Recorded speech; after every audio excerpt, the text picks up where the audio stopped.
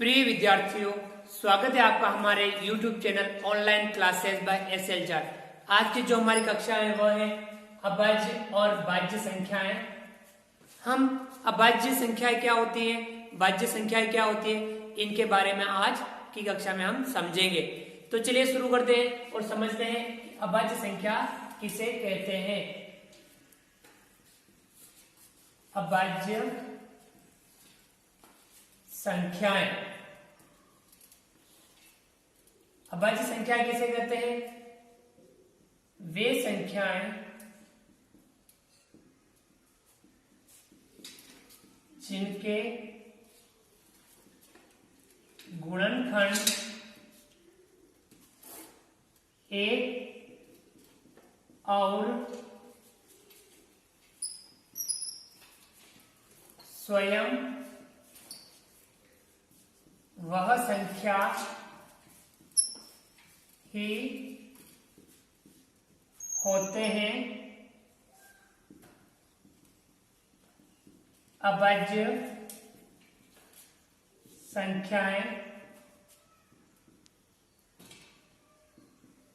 कहलाती हैं। अर्थात अभाज्य संख्याएं वे संख्याएं जिनके गुणनखंड एक और स्वयं वह संख्या ही होते हैं, अभाज्य संख्याएं कहलाती हैं। अर्थात जिन संख्याओं के गुणनखंड या तो एक और स्वयं वही संख्या होती हैं, ऐसी संख्याएं अभाज्य संख्याएं कहलाती हैं। जैसे 2, 3, 5, 7 इत्यादि। यहाँ पे 2, 3, 5, 7 और आगे भी ऐसी संख्याएं हैं, वे इस प्रकार की संख्याएं वे क्या कहलाएगी? अभाज्य संख्याएं। क्योंकि यदि 2 के हम गुणनखंड करें तो 2 के गुणनखंड 1 और 2, ये 2 संख्याएं हैं। 3 के करें तो 1 और 3 ही है इसके। 5 के गुणनखंड करें तो 1 और 5 ही इसके गुणनखंड है। 7 के गुणनखंड करें 1 और 7 ही इसके गुणनखंड है, इनके अलावा इनके गुणनखंड नहीं है। अर्थात वे संख्याएं जिनके गुणनखंड एक और स्वयं वह संख्या ही होते हैं, अभाज्य संख्याएं कहलाती हैं। यानी इनमें इनके गुणनखंड एक और स्वयं वह संख्या ही है, इनके अलावा अन्य संख्या इनके गुणनखंड नहीं है। इसी प्रकार से भाज्य संख्याएं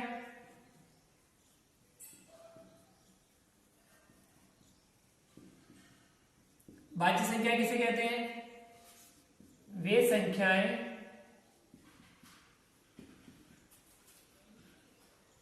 जिनके 2 से अधिक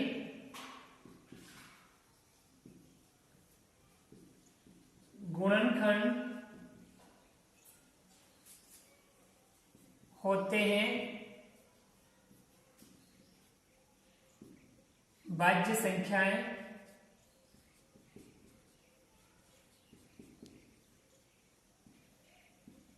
कहलाती हैं।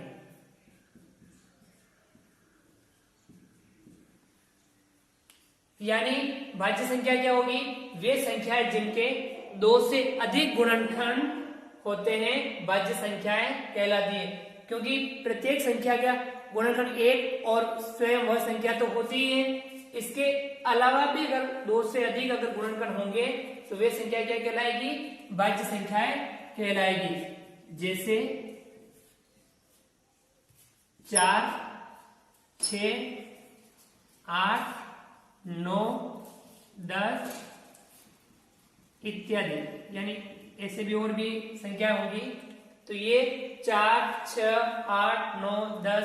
अब इनके 2 से अधिक गुणनखंड है। जैसे कि 4 के गुणनखंड हम अगर करें तो 4 के गुणनखंड 1, 2 और 4, यानी 3 इसके गुणनखंड है, 1, 2 और 4, यानी 2 से अधिक गुणनखंड हो गए।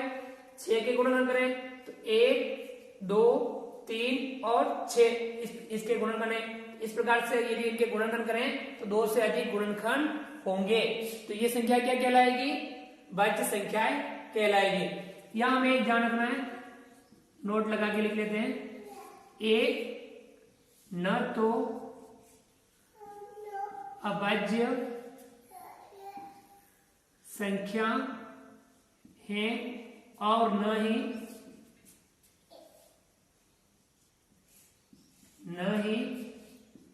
भाज्य संख्या।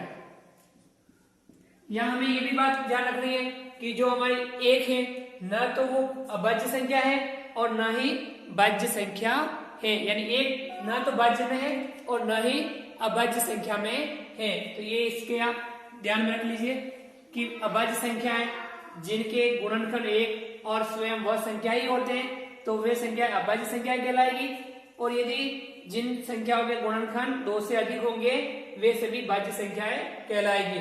और एक ना तो अभाज्य संख्या है और ना ही भाज्य संख्या है।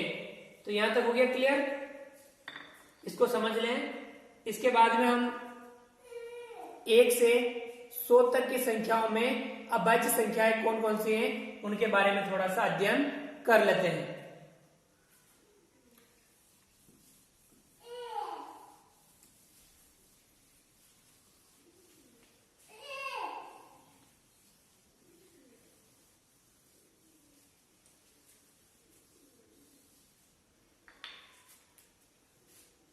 एक से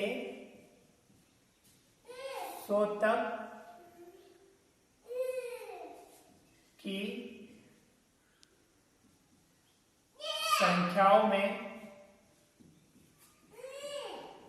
अभाज्य संख्याएं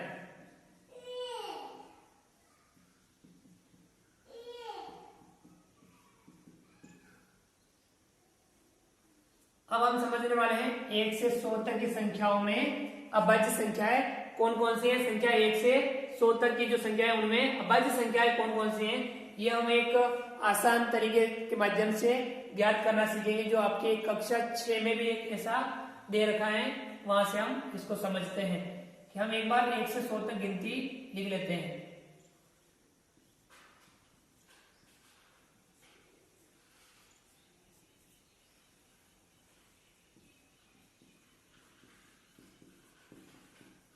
सोलह, 17, 18, 19, 20, 21, 22, 23, 24, 25, 26, 27, 28, 29, 30, 31, 32, 33, 34, 35, 36, 37, 38, 39, 40, 41, 42, 43, 44, 45, 46, 47, 48, 49, 50, 51, 52, 53, 54, 55, 56, 57, 58, 59, 60, 61, 62, 63, 64, 65, 66, 67, 68, 69, 70, 71, 72, 73, 74, 75, 76, 77, 78, 89, 89, 80, 81, 82, 83, 84, 85, 86, 87, 88, 89, 90, 91, 92, 93, 94, 95, 96, 97, 98, 99 और ये आपके 100। ये आपकी गिनती कहां तक हो गई, 1 से लगा करके 100 तक हमने गिनती लिखी। अब इसमें 1 से 100 तक की संख्याओं में अभाज्य संख्याएं कौन कौन सी हैं ये हमें पता करना है। तो चलिए हम गिनती 1 से शुरू करते हैं और 1 से 100 तक की संख्याओं में हम अभाज्य संख्या पता करते हैं। यहाँ सबसे पहले क्या है, एक बताओ भाज्य है या अभाज्य। एक न तो भाज्य है और न ही अभाज्य है, इसलिए अपन एक को क्या कर देंगे, काट देंगे। फिर एक के बाद में 2, एक के बाद में क्या है 2। अब 2 को आप क्या कर दो, गोला कर दो, क्योंकि 2 अभाज्य संख्या है। अब 2 के पहाड़े में जितनी भी संख्या आती है, यानी जिन जिन संख्याओं में 2 का भाग जाता है वे सभी संख्या आप काट दो। अब 2 का भाग एक तो इस लाइन में जाएगा, ये जितनी भी पूरी लाइन कट जाएगी क्योंकि इन सभी में 2 का भाग जाएगा, ये भी कट जाएगी, इनमें भी आपके 2 का भाग जाएगा। 6 वाली लाइन ये इसमें भी 2 का भाग जाएगा, 8 वाली लाइन और 10 वाली लाइन, इन सब में 2 का भाग जाएगा। तो ये हमने क्या कर दिया, सबको काट दी। अब आपके 2 के बाद में क्या है संख्या, 3 पे आप गोला कर दो, और अब 3 के पहाड़े में जितनी भी संख्या आती है वो सभी काट दो।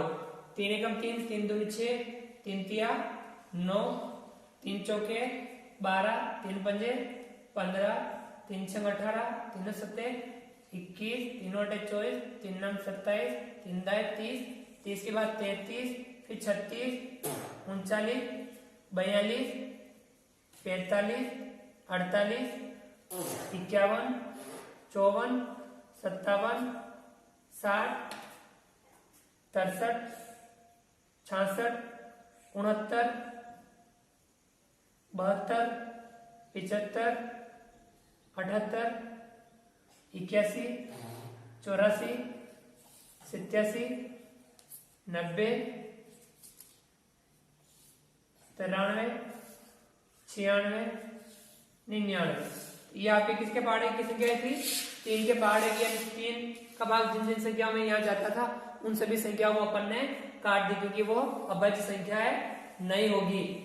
तो पहली अभाज्य संख्या 2 थी, दूसरी 3, अब उसके बाद में 4 कटी हुई, यानी 4 भाज्य संख्या है, और 5 क्या है आपके अभाज्य संख्या है। ये आपके न तो भाज्य में है और न ही अभाज्य में। तो अभाज्य संख्या में 2, 3 और 5।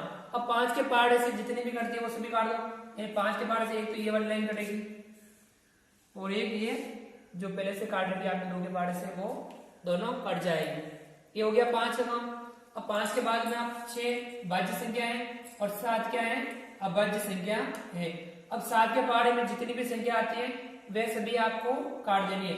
7 एकम 7, 7 दूनी 14, 7 के 21, 7 चौके 28, 7 पंजे 35, 7 छंग 42, 7 सत्ते 49, 7 अटे 56, 7 नम 63 और 7 दाए 70। 70 के बाद में कितना आएगा, 77।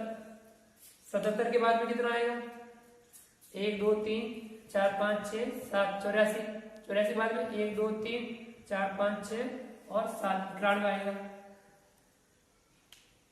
फिर 91 के बाद में 1 2 3 4 5 6 7, यानी ये सारी 7 के पहाड़े वाले भी कट गई।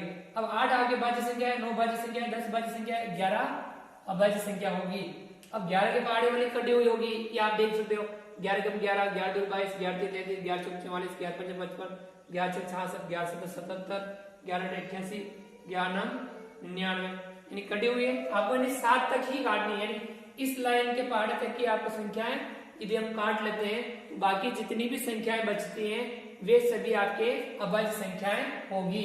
11 के बाद क्या है, 13, उसके बाद में 17, 19, 19 के बाद में 23, फिर 29, 31, 37, 41, 43, 47, 47 के बाद 53, 53 के बाद में 59, 61, 67, 71, 73, 79, 83, 89 और उसके बाद में 97। अब आप संख्याएं गिन लो, 1 2 3 4 5 6 7 8 9 10 11 12 13 14 15 16 17 18 19 20 21 22 23 24 और 25, यानी 1 से 100 तक की संख्याओं में अभाज्य संख्याएं कितनी होती हैं, 25 अभाज्य संख्याएं होती हैं। ये हमें विशेषतः ध्यान रखना है कि 1 से 100 तक की संख्याओं में अभाज्य संख्याएं कितनी होती हैं। तो अभाज्य संख्या होती है आपके 25। कौन कौन सी, ये हमने यहां से देख ली। अब एक ना तो भाज्य है ना अभाज्य है। अब जितनी भी कटी हुई है वे सभी भाज्य संख्या हैं और बाकी जो गोले के अंदर संख्याएं हैं वो सारी अभाज्य संख्याएं हैं। तो ये जो कटी हुई है भाज्य संख्याएं, इनको मैं मिटा देता हूं और फिर जो संख्या बचती है इनको आप आसानी से समझ सकते हो, क्रमशः ध्यान में रख सकते हो। इतनी सी तो हमें थोड़ी बहुत याद कर सकते हैं इनको अपन कि हमारे 1 से 100 तक की संख्याओं में अभाज्य संख्याएं कौन कौन सी हैं, इसका हमें ध्यान रखना है। क्योंकि अभाज्य संख्याओं की हमें बहुत सी जगह आवश्यकता पड़ती है। जैसे हम अभाज्य गुणन करते हैं,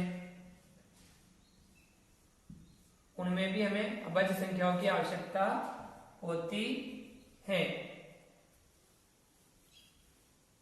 1 से 100 तक की संख्याओं में 25 अभाज्य संख्याएं होती हैं।